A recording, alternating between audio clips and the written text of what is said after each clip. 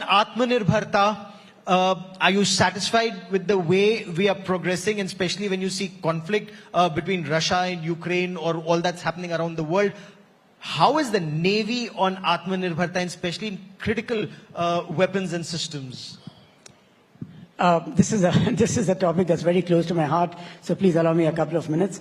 One of the lessons we've learned, in fact, we learned several lessons from the Ukraine-Russia conflict. One, of course, is that the nature of war might perhaps be the same, but the character of war has changed a lot.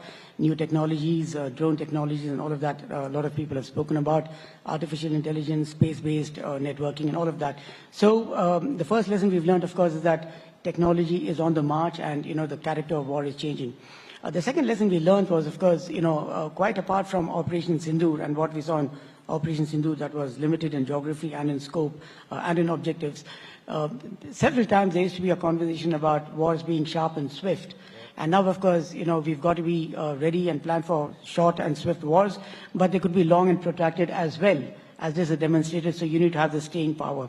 The third thing that all of us learned as an armed force, of course, is that supply chains get disrupted, especially when you're dependent on foreign sources, and that's why Atmanirbharta is such an important concept by which we raise our armed forces.